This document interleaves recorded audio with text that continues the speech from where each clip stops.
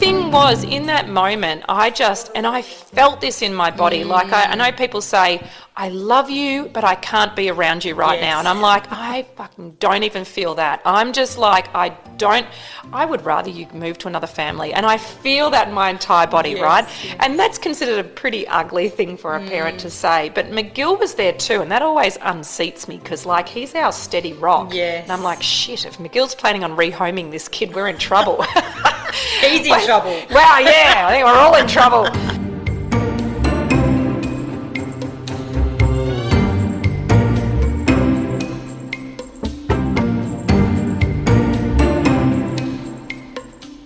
Hello, Quanta folks, and welcome to another episode of Fark the Shoulds and Alchemising Education. We're doing Alchemising Education today, and I'm Jodie from Quanta Mama. Hi, and I'm Kerry from Quanta Mama. So, Kez, it's just laying the topic on me right now. I have no idea, so I'm handing it over to you. Here's the baton, my darling. Oh, my Lord, this is good. So I was just pondering the other day when I was thinking about when we struggle as adults and kids struggle with emotional intelligence, when we're both in that sort of position about how much grace we show to ourselves, which then how much grace do we give to our children when they're struggling? Because I know that's something that I've really tussled with over time, and I'm learning in my adult years to show more grace towards myself when emotionally I'm not perhaps coping with something. And it then made me think about, our beautiful kids in which we expect so much of them. And I think about the child who's on the floor screaming of the supermarket. Yep. And the mum who's absolutely mortified that everyone's staring at her and going, look at that parent. She's got no control, or what's going on with that child, or that child's being naughty.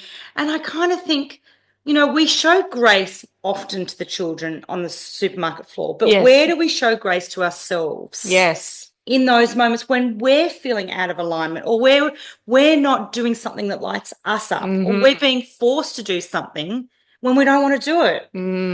So it really made me think about how we role model to our children. Yes. Because we need to focus on us first in order to be able to show our children how to manage that. So what are we calling this one, Keza? That's a very long title. I know. It's a really long title. I know Spotify's going to cope with that. It's definitely a... Are we talking aligned parenting? Aligned parenting is... Being the adult in the room? Yes, the adult in the room. Being the adult. I don't want to do that. Yeah. It's about being the example and giving grace to everybody involved. Well, being the example is a beautiful phrase. So let's go with that one. Sure, okay, let's go with that. Welcome everyone. Today's podcast title is Being the Example in Alchemising Education. But we're really talking, I guess, because we talk about alchemising education, we think of education as quite broad in this sense, don't we? And I feel like in this space, we're actually talking about how we are like just better humans showing up in a more aligned space and a more authentic space. So talk more about this. Talk more about, being the example. What does that mean on the ground? Yeah, well, being the example is, I feel it still also goes back to living in alignment as well. So that when we are... Can we break that down for people though? What does living in alignment mean? Well, doing things that light us up, doing things that feel work with our strengths. Yep. Doing things that really pique our interest, doing things where we feel we are adding value, certainly not doing something just because we're forced to. Yeah. Or doing things because we should, because we've got, societal expectations and programs around things. Yep. And I think being really aware of all of those things is just so important, because when we're aware of where we're in alignment versus where we're out of alignment, then our I guess almost our behaviour and our children's behaviours reflect that. Yeah. So when I think about a child who's doing something because they should, or because their mums asked them to, or because the teachers asked them to, or because the siblings told them, let's go and do this is fun, and you kind of go, no. Yeah. I'm not interested. But then they do it anyway. Yeah. And then they feel this this sense within their body somewhere. Generally, you know, it's an anxious feeling. Often that's the stomach. And you're kind of going, I don't want to do this, or it doesn't feel right to me, but oh, hang on, I've got so-and-so telling me that I should do it. Yeah. And that it's normal to do it. Yeah. But actually, where do I get a say in saying, no, I don't really feel like that. And so I recognize that it's important to push ourselves and sometimes do things that are outside of our comfort zone. Yeah. But I feel like what's happening far too often at the moment is that we are asking of ourselves and our children to do a lot of things that don't feel in alignment to them. Yeah. So they get this body reaction, or they get this nervousness or this fear that rises up, and yet, oh, hang on, what's wrong with me if I don't do this, And so, what was our topic again? What do we call it? No, you're doing great. Keep going. Be an example. Being an example. So I was thinking about the alignment element. Okay. Yeah, it was. But being the example around knowing when we don't want to do something and being okay with that, and giving grace to the fact that sometimes we're not coping when we do say yes to something, or when we are doing something that doesn't feel right for us. So I think as parents, we need to set that example and sometimes be prepared to say, no, thank you. That's not for me. Or I actually really just need to nourish myself today. I'm feeling really overwhelmed. I'm feeling exhausted. And I'm actually just going to go and sit underneath that tree and just take some moments in silence and just try and self-regulate myself, which we're not good at doing in society these days. We're too rushed. We're too busy. We're too much noise. I hear you.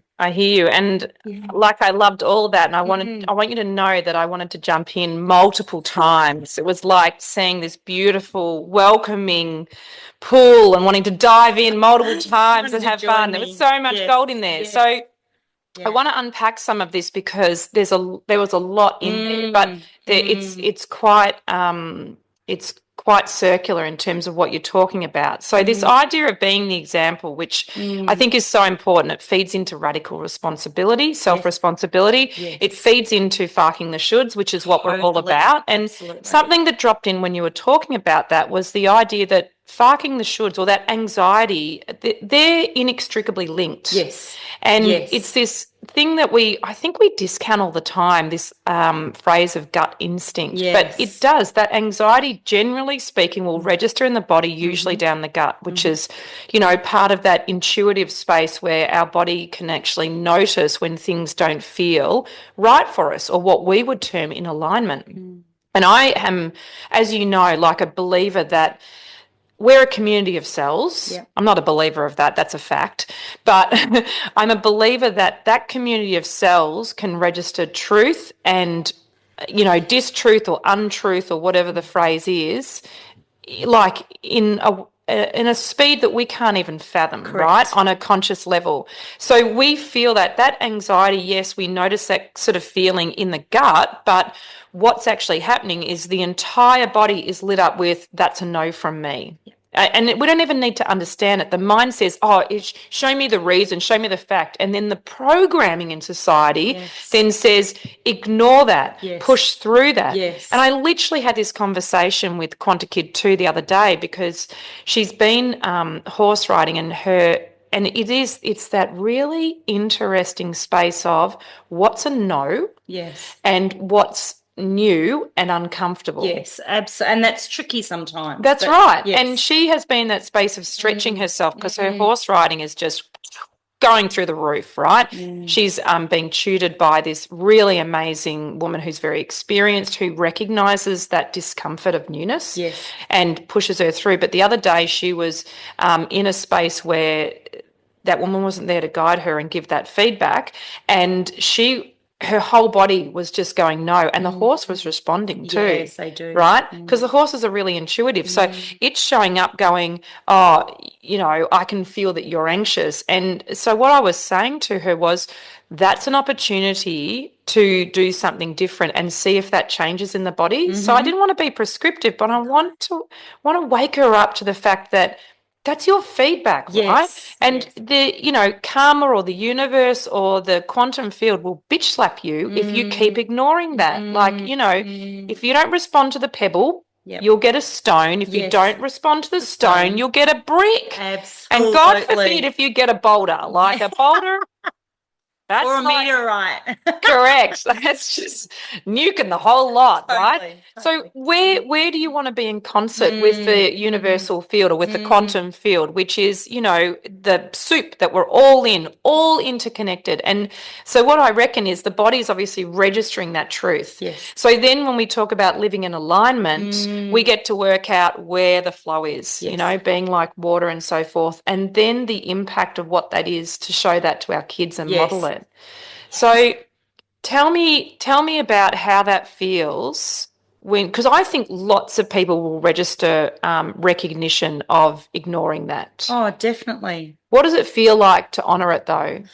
Well, it's really interesting because it's something that I've been paying more attention to over time and learning to honor more and more. And of course, to start with, when you start to honor what's right for you as an individual, or what's right for you and your family, or what's right for you and your child, it can be really uncomfortable.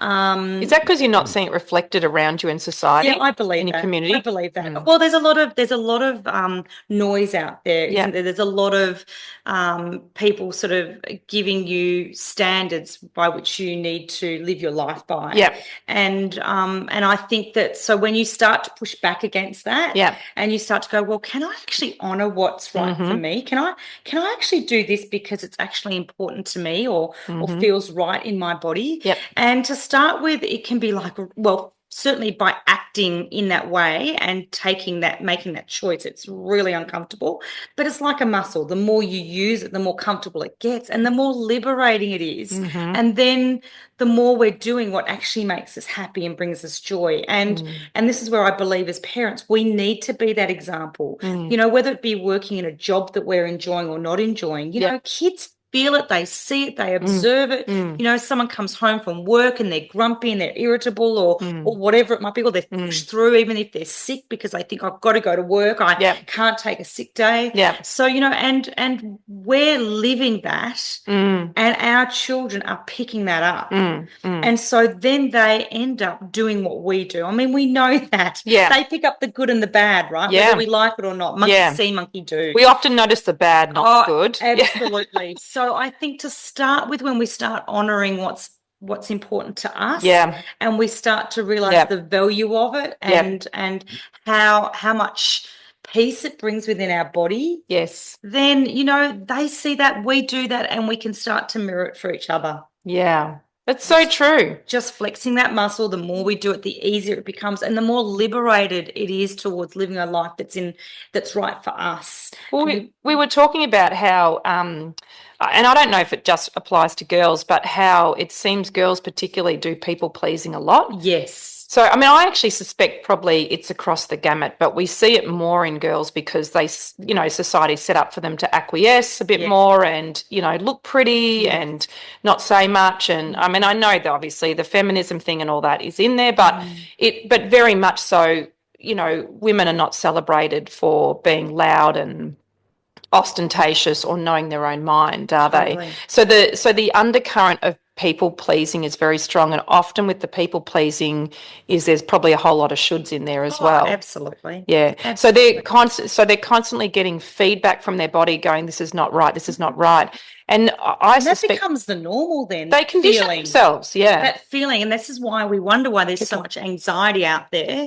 The anxiety is coming from exactly that place. So and it becomes normal. Yep.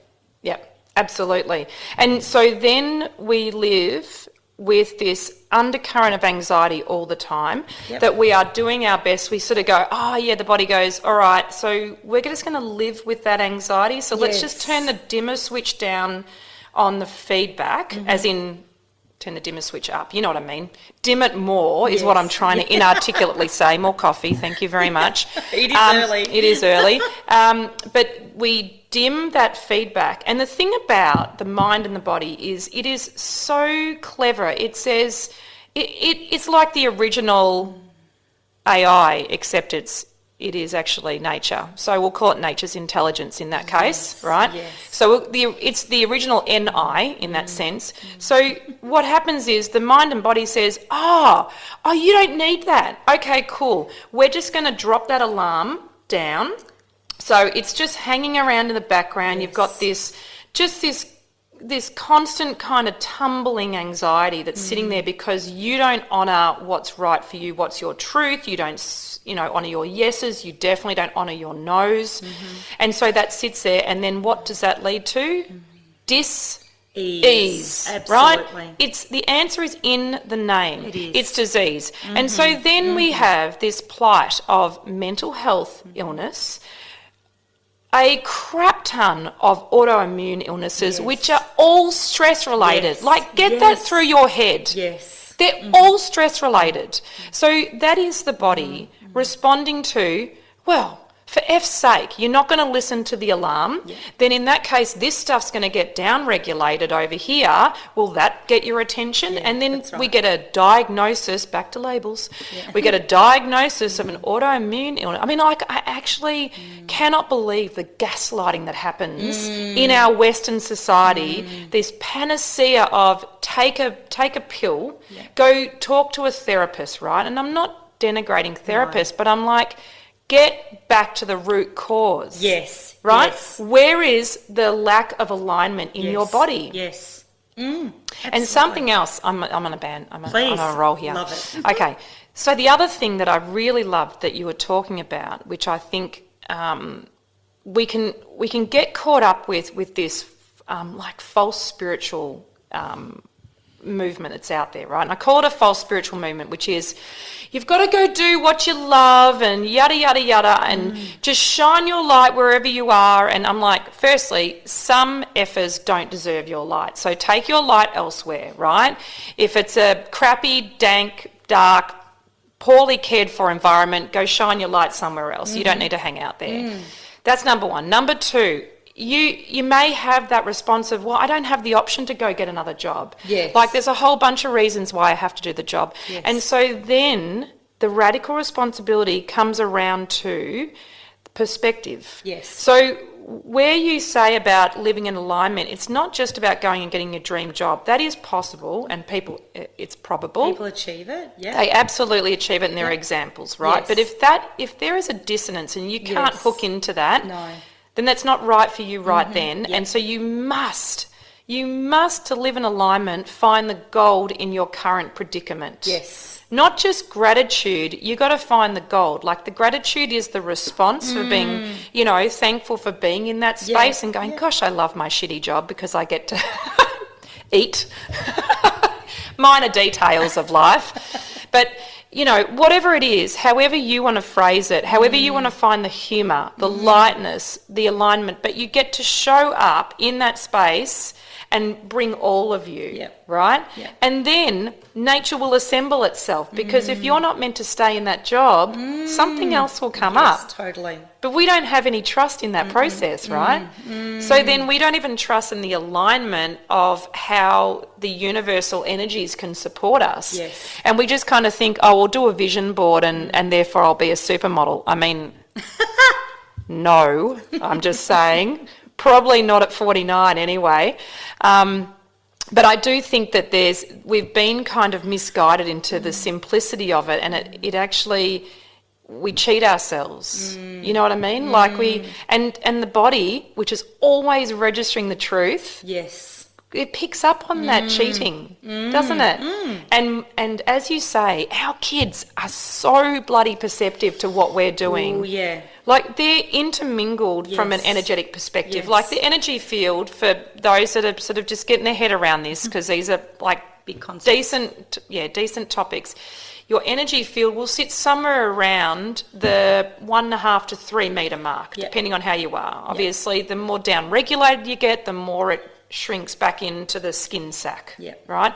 But when you're sort of feeling like you're in alignment, it can really balloon out, and you can feel that, right? Totally. They're the people you walk in, they walk in the room and you're like, whoa. Love it. Yeah. I mean, they're naturally magnetic. Aren't they? Yes. So you can feel that. So that exists. It is a potential for all of us. Totally. Isn't it? So then when you're sitting in that space, then people who are in your vicinity, just like we are, we're just, we're getting our energies all mixed up. Good for you. Love it. All right, I'll get you a cigarette after. Not really, smoking's bad. Yeah. But there's that intermingling of energies, right? And so that's why you vibe off people. Yeah. But your kids, I think, are always intermingled with that. Absolutely. Because they're connected with you in a different way. Totally. They're kin, right? So they're constantly feeling that. So I can see even Quanta Kid 4, and he's out there doing something moderately dangerous. I literally can see him right now doing that. And I'm just like, okay, because I know I'm connected with him, I'm like, stay upright, stay whole, stay with the amount of holes you've got in your body and don't add any extras right now. Just... I'm not looking. No, you don't need to know. It's all right. We'll deal with it if blood comes spurting out. I think it'll be okay. He's very robust. But my point is that we get to exercise that. So that's actually a really amazing thing, isn't it? It's a bit like twins. And they can be on opposite sides of the world and they can still be hooked into each other energetically. They can feel each other's feelings. They can show up symptomatically when one's sick, the other one will show up. Amazing. Wild. But wild, but actually just proof of what we're saying. So so how then do you on a daily basis, because I know you're into radical responsibility, how do you do this? Yeah, well, I mean, absolutely. Modelling it to the kids. Radical self-responsibility is everything, isn't it? And that's something that we don't pay enough attention to either. I've become much more aware of my choices and how I behave and how I interact, and so that when something's not kind of working for me, or I'm feeling like it's just I'm the energy is becoming negative and frustrated, and there's a build-up of I won't say goodness, probably badness. We'll call it energy. We'll just call it energy. Got some fire? Yeah, got some fire happening. And I just sort of think that it's about stepping away. Yeah. It's about just taking a step away and trying to just go back into feeling that, I wouldn't say peace, but maybe calm in the body, and just recognizing where perhaps my actions are not demonstrating grace. Yeah.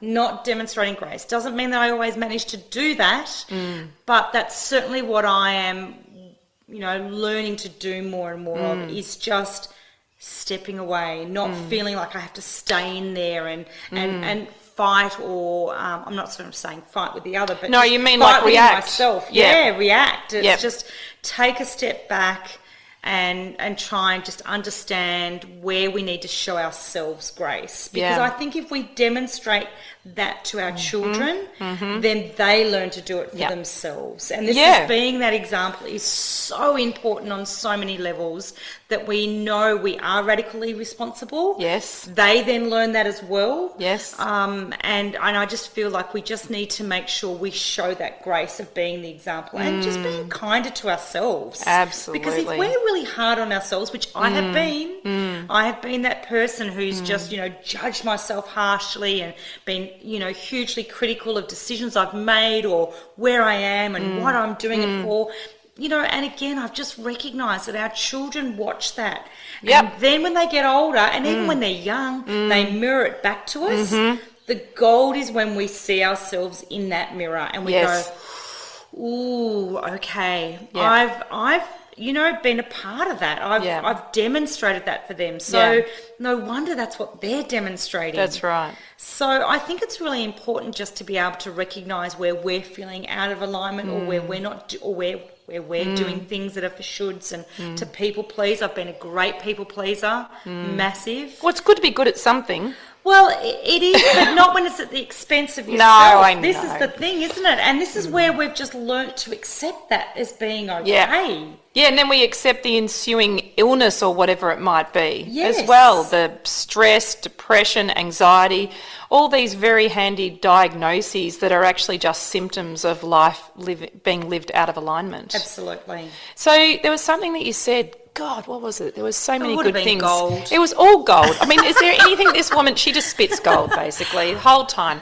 And look, it comes from experience, all of this stuff. So I really want our listeners to just be mindful that, I don't know where they're at with their kids. You've got younger kids than me, and the goal between the two of us is the fact that I'm sort of a few steps ahead. Yeah. And I can start to see where if I was to go back and do it again, I would do a lot of things differently. Yeah. So this is coming purely from, Yes. lived experience. That's right. So I just want, everyone to just be gentle on themselves. Well, because you've tried both, right? I've tried and both. Until you see beyond the sort of mirage of what's actually been happening, this spell that we're under, that we need to behave in a certain way to be good citizens. Because living in alignment doesn't mean that you're not thinking about your community. You are thinking about your community because when you're living in alignment, you're a better community member. Absolutely. So it's actually not this selfish situation where you're going, all my needs are more important than everyone else's. It's just like, I need to honour what is right for me and what's my yes in that moment. And it did come back to me. So the thing that you were saying that I really loved is that showing grace, because I think what happens often, and McGill and I have this conversation because Quanta Kid 4 is freaking hot. He's like dragon fire in a kid's body. Yeah, he's an absolute firecracker. And with that energy, we're assigning a good or bad to it because it doesn't feel great when he's in his fiery state. And then he has these moments of absolute tenderness that you would assume is not possible for such asaholic behaviour, right? And so part of that showing grace is it's not actually acceptance. No. We're not condoning the behaviour, but it's this thing that you've talked about before, which is hanging on to the rope of the child, so you hang on to the child's rope and you just give them a bit more. And so that idea of changing your environment, stepping back is potent, right? Because it's like, I'm not disconnecting from you. I'm stepping further back because your energy field is so big right now that I need to give myself space so I can still model what I want you to be. Correct. And what I want me to be as well, right? So it's that being that example. And, we had this thing, I actually find real benefit in voicing the ugly stuff because I know I don't really mean it. So, the last couple of days, McGill and I were both feeling Quanta Kid's firiness, right? Just over the F-bombs. This kid is just, if you could actually do a subject in the curriculum on swearing, he would be like an A++ student. He'd be into university now. He's so good at swearing. He's good at words, isn't he? Like his mastery is words. So that's where the swearing is at the moment. That's right. It will develop into... So we're technically doing languages. You are. Yes. We're doing a universal language that's not very well received and not appreciated. It is his own. But the thing was, in that moment, I felt this in my body. Like I know people say, I love you, but I can't be around you right now. And I'm like, I fucking don't even feel that. I'm just like, I would rather you move to another family. And I feel that in my entire body, right? Yes. And that's considered a pretty ugly thing for a parent to say. But McGill was there too, and that always unseats me because, like, he's our steady rock. Yes. And I'm like, shit, if McGill's planning on rehoming this kid, we're in trouble. He's in trouble. Wow, I think we're all in trouble. But I said to him, this thing that came through that it was very much for me as well was when Quanta Kid 4 is in that space of pushing everyone away, like with this language that feels vulgar and violent and all those things. He's using his energy up because he's doing an outpouring of energy because he doesn't know what else to do with it. Correct. It must feel huge in his body. You can see the heat coming off him, right? He's bright red, he's sweating, it's not even hot enough for that. So you can see that there's this, extra energy. So then we look beyond that and I said to McGill, this is the time he needs us the most. He needs to know that he is safe to move this energy because he doesn't need that in himself. We already know that we're very well versed on the down regulation that stress does to the body. So if he was in a calm state, we would say, hey, kid, you're always welcome to vent your energy because it does nothing to put it in the rubbish bin on the body. That's right. So that will come back and slap you later on. So you don't need that rubbish bin, get rid of it and move it out. And then in that moment of him moving it out, we're like, oh, we don't like this kid anymore. Yeah, So I know. it's a bit of fair weather parenting. Yes, it really is. Yeah, absolutely. So it's a reminder to show that grace in that moment, even if the best you can do is to go silent and just think about him in his tender moments. Yes. Because underneath all that energy that your kid is expressing is that tender soul that you know to exist as well. Absolutely. And maybe take it one step further and consider yourself in that tender way as well, because often we're getting riled up because there feels this sense of judgment that is our child being raised in a way that he's going to turn out successful parenting. It's that successful parenting, right? Yeah, I'm going to get marked down for this one. Yeah, and will we ever get out of this stage? Yeah. And are we doing okay? So it's taking the grace for both of you in that moment, which is not easy, but that's by taking that step away and just going, oh, okay. Love for myself, love for the child. Yes. You know, and just trying to know that we are all doing the best that we can. Well, and love for those around us that judge the situation. Absolutely. Because in fact, their judgment is a judgment on themselves as well. Yes. Isn't it? It's like the kid in the supermarket aisle who's throwing the tantrum. You know, some people come past and go, oh, isn't that sweet? Oh, that poor little boy. I feel his pain. Yeah. And others are going, oh, God, that mother doesn't have that child under control. Yeah, that's right. So there is a lot of judgment, and we just need to take away that judgment. Yeah. It's not easy. And how, just know how that could we do that? Like how could we, let's start a movement, Keza. How can we do that? I'm going, not that everyone will want this, but I'm like, in that moment, what do I need most? And I'm like, I need someone to come up and say, do you want a hug? Oh, like imagine being that mother in the Yes. supermarket and someone comes up and they say to you, would you like a hug? And you'd be like, yes, because then my community gets me. Oh, God, it almost makes me want to cry. Yes, yeah.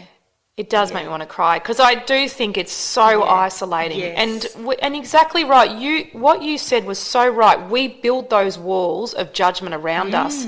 And people might not be. They might be in a space of going, wow, that kid's having a rough day. Yes. I'm so glad I'm not that mother. Yes. That's what I normally think. Absolutely. But I would often talk, I mean, you know me, I would stop and say to that mother, I would say something to just reassure them that because I've been there and I felt that judgment and the kid is loved by that mother, may not feel it or the mother may not feel like loving them, but there's a genuine love and a desire to protect that child. But it's the mother who needs it. Jodes is tearing up everybody. Because I've never seen that in action. I find that to be remarkable. Yes. I am not surprised in the least that you are that person that takes action Well, on I haven't done a hug, but maybe next time I would, because I do know that the parents in that moment, the only way they can help that child is for them to feel supported, and that is that role of being in community. Yes. So, maybe next time I'll give it a hug and I'll report back in. I'd be so interested. So just before you venture off this, how were the words received? Do the parents register that, or is it a bit impenetrable at that moment? Yeah, it's a bit of both. Sometimes I've had the response of, oh, thanks, like I just needed to hear that. Yep. And some just don't even see or hear you. Like they're just so in that moment that it's almost like there's for them maybe shame and they can't even look at you. It's a survival mechanism where they're just completely and they're just sort of, grabbing that child or trying to get that child off the ground or whatever it might be. Yeah. But, I mean, I'm not just talking about the supermarket. It's a lot of places where we see it. The supermarkets feels like the most obvious one that it feels most public, doesn't it? Yeah, it does. And you've got a long way back to the car. Yeah, that's a long way home. Yeah, and you got to handle a trolley. Like and it's you've the got a whole trolley thing. as well. It's really hard. Yeah, and there are cameras everywhere, so you can't manhandle your child. Even though you want to. Even though you want to. Yeah, and plenty do, because they're just in that state of absolute despair. So, it is that grace for ourselves as well as our kids. I think we really need to, and we need to teach them that. Because when they're kids, if they're not learning it as kids, then when do they learn to do it for themselves as adults? And I think there's room for more practice in that one in our society, I think, to just, have a bit more grace and just be the example for our children, and know that we're not going to always get it right. Oh, definitely not. Right. I mean, that's the human experience.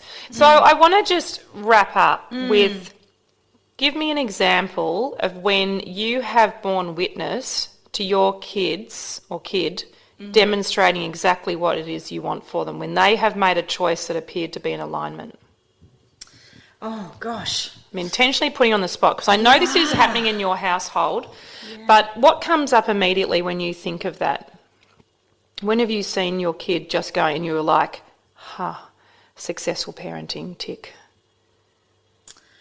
Oh, gosh, I'm just gone completely blank. I kind of wonder whether it's about not, I think if I maybe use the example, and I'm not sure yet, the example of getting out in nature and getting involved in the veggie garden. And it was something that I, try to demonstrate and encourage enormously.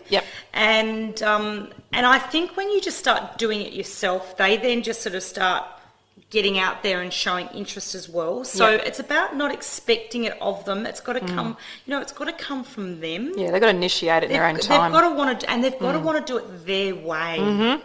I think one of the most powerful things is giving them options to do it their way rather than our way. And I know as a parent, when I was certainly younger, I used to feel like I had to always demonstrate to them the right way. Oh my gosh, have they shown us that they've got a different right way? They've got a different right way and they want to do it their way. So and this is being that example of allowing them to find it their way, much like we need to find things our way. So when it comes to things in the garden at the moment, and our garden, our veggie garden is thriving, which is amazing, and I'm loving it. I've really had to take a step back and not say, have you watered today? Do you think they need to be netted today because the butterflies are out, or does it have enough soil, or just any questions? It's like, just step right back and let them discover it for themselves. And so that way they're empowered by that experience, and I'm not the one. That they're learning to tune into what they like doing and how they like to do it and when they like to do it. So I've just had to zip it, which is really hard for me. I'm sure you'll It's find been it a big hard. change for you. I mean, because you love to talk and you love to be considerate and you love to ask questions, which is why you were help. Curious for so long, right? And you yes. do, and you love to be of assistance. I mean, that's sort of part of your love language of being of service. So it's really interesting. And I do think, without talking out of turn, one thing that your daughter said, who I think was a classic people pleaser like all of us, she turned around and she said, I'm doing it my way, Mum, or something along those lines. Where I think she said that to you on numerous occasions. Absolutely. But apart from the jolt of that statement, when you're thinking, all the stories behind is, I'm trying to help. This is how I show my love. I'm here with you. How will you know that I'm here with you if I'm not here with you? So all of that stuff behind, that's all behind the motivation of you wanting to help, was her saying, I got it. And I want to do it this way. And I want to do it. I want to experience it. I want to learn for myself. I want to know if this works. I want to feel empowered. So that's a graduate of being people pleased, because she's now talking to her safest person and saying, I got it. I don't need that. And then you get to trust in that. I mean, that's where I've seen examples of where this being the example in your household has really taken flight. And one thing that I'll just close with as well was I think that we haven't had levels of crises in our family to provide that contrast with the kids. But one thing that did happen was that some might follow that our daughter manifested herself an effing horse. And I'm just like, what? Are you serious? I don't want to be a part horse owner. But you were saying that. You were saying, I'm not going to do this. She can create this for herself. Yeah, I send it out to the universe, and next thing you know, she gets given a horse and a place to adjust it. Anyway, we're 6 months down the track, and she's turned around and she's gone, actually, I think I'm going to rehome the horse. And I'm like, huh? aren't you thankful that the universe gifted you a horse? Can't you just be happy with that? And so it was all that stuff. Anyway, I remembered some grace, thank you. And all I said to her was, because you could see all the emotion, she was a little bit being driven by the emotion of it, and you could see that she was being caught one way than the other, and she was sort of thinking about it rather than actually feeling it. Yeah, feeling it. So I said to her, go and whole body muscle test, because we love whole body muscle testing in our house. And so I sent her off, and I didn't say anything else, right? I just literally went, go and muscle test it, and just whatever questions come through, ask them and get answers. Yep. And what was really interesting was that then she came back and she had the pathway worked out with options A, B, C, D and E all available to her, it was like a triaged kind of option list. And she got to own all of that. And so we're in the process of working through the layers of those. But it was only because I remembered not to intervene in her experience, because I'm like, she manifested this bloody horse. It's not for me to now get involved. And so all she really wanted from me, and she said this to me, might have been this morning, she just came up and she gave me a hug and she said, thank you for listening for all of this. And I was like, well, it was actually a pretty easy gig, actually, kid. That's all they need, isn't That's all she needed. All they need. She literally and so part of me being the example, as you have so beautifully described, was I literally needed to shut my trap and just let her work it out. And the only thing I did was I dropped ideas about how to get her truth out. And that's why I love whole body muscle testing, because from my experience is it always shows up the truth. And you'll get an answer, you'll be like, ugh, wasn't expecting that. But that's when I know it's probably the truth. Absolutely. And the trickery of the mind is just trying to throw us off, and the programming to be a good girl, and the programming to do a should, and all the other stuff. And the body goes, nah, we're immune to those. And what I love about this, like muscle testing is a whole nother podcast really, but I just feel like we have the answers inside ourselves, and so do our kids. They absolutely do. They know. So that when we demonstrate that we have our own answers, this is the example, when we know that we have the answers inside of ourselves, our kids have it too. We just need to give them the space to learn how to do that. They do. It's so powerful. The vehicle of registration, and then they get to take action. And in fact, when you have the experience of taking action on things like, say, however you register the truth in yourself, and it might be obviously farking a should.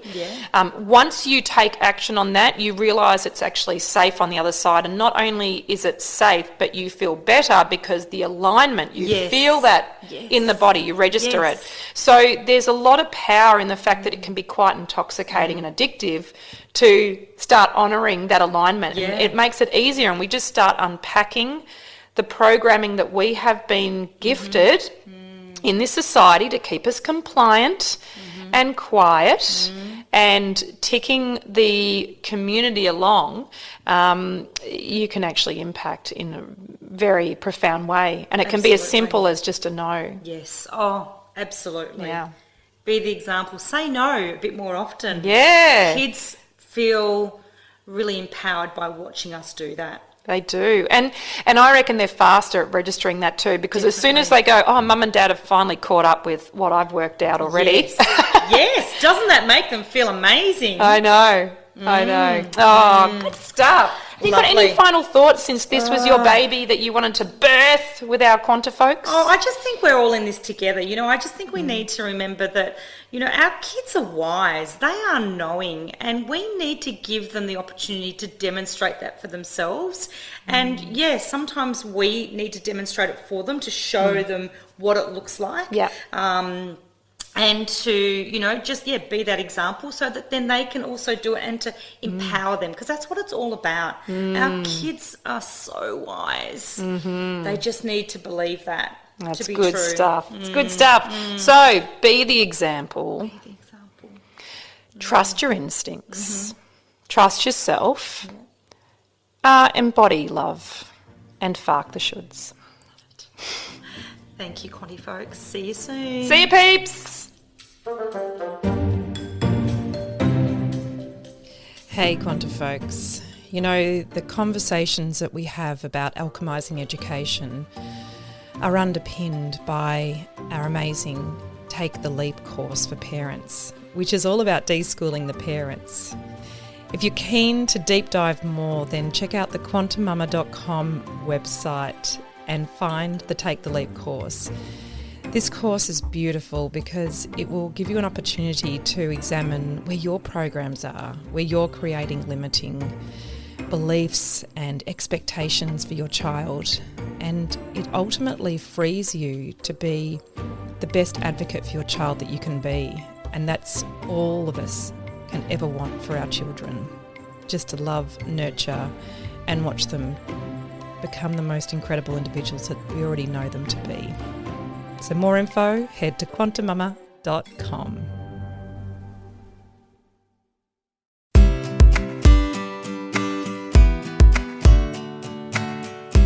Beautiful Quanta folks.